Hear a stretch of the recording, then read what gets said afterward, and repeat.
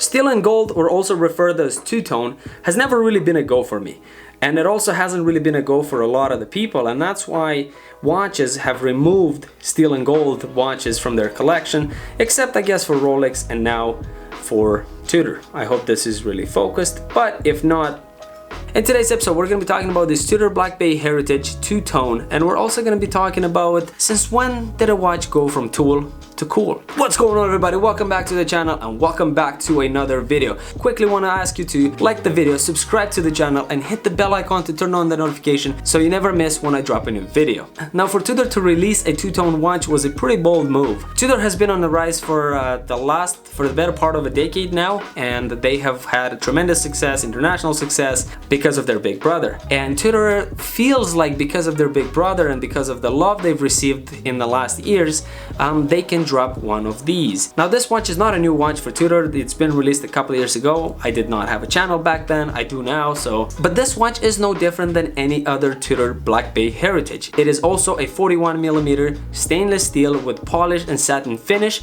with unidirectional bezel, 200 meters of water resistance, dome sapphire crystal, and yellow gold capped crown. The movement here has the caliber MT5612, and it has 70 hours of power reserve with hour, minute, second, and date. This watch has nothing improved or nothing really special besides the fact that it has now a little bit of gold on it.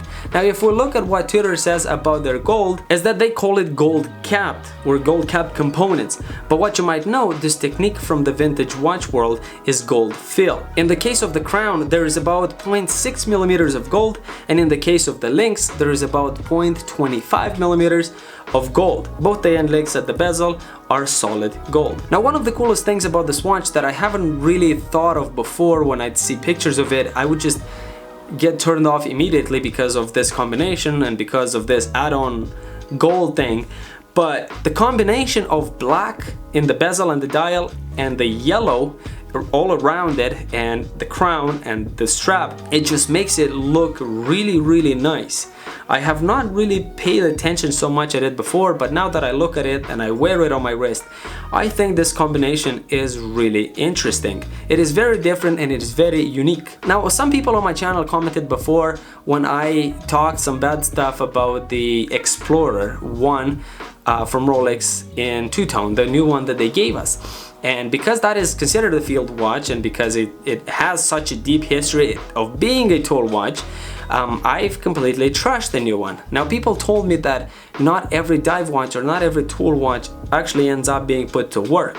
A lot of the watches don't even get anywhere close to water or anywhere close to any, more dangerous adventures like that. So for that reason, it's fine, because sometimes people want different things, and Rolex has considered that they can give us a two-tone Explorer, and then also in this case, that is kind of the reason why they've decided to try something different, and for whatever reason it seems to work. It feels like I am the one that is outdated and thinks that the watch still should perform and the watch still should be taken in the water and taken outside and being scratched, and a lot of the people don't think so. A lot of the people baby their watches, and I don't know why, but I guess to each their own. Now, if I was to get this watch in two-tone, I would probably take it on a leather strap. If you look at the pictures, and I will attach some pictures over here of this watch with a leather strap, it has a beautiful buckle also.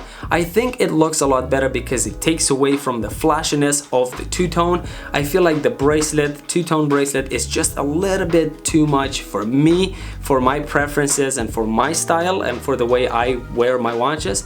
I think it would be great for a lot of the people, but if I was to choose it, I would take it on the leather strap. I've also spent some time with Black Bay Heritage, not in two-tone but also on the leather strap, and I know that their leather strap is beautiful. It is comfortable, it is on a stiffer side, but comfortable enough for you to rock it all day long. So for that reason alone, I think that it looks a lot better on the strap. Now, whether you buy this watch on a metal bracelet or on a leather strap, you will get an additional NATO strap. I am not a fan of it, and I think this watch still looks best on the leather strap, but that is a great thing that they give us a secondary strap, because that is great, that is phenomenal, that is needed, and every watch should do that. Every watch brand should do that with their watches.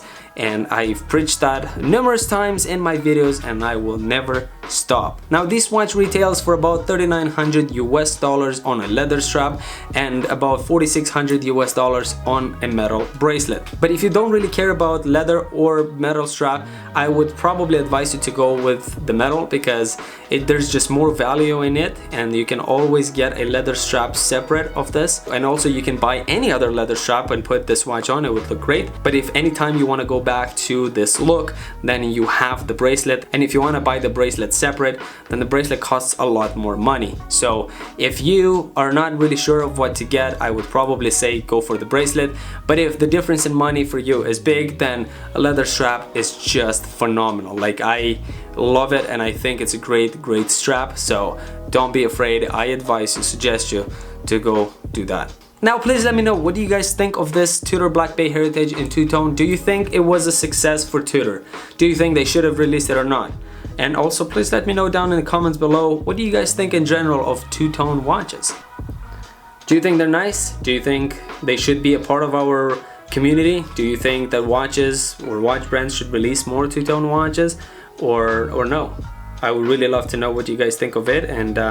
And thank you so much for watching, guys. Please make sure to like the video, subscribe to the channel, and hit the bell icons, because I am about to drop a new video sometimes next week, and that will be on this bad boy, Rolex Submariner. I have made numerous videos about Rolex, and haven't really spoken highly of them, but this is gonna be the first episode where we actually have a Rolex in our studio, I guess, apartment. But with that being said, thanks so much for watching, and I'll catch you in the next video.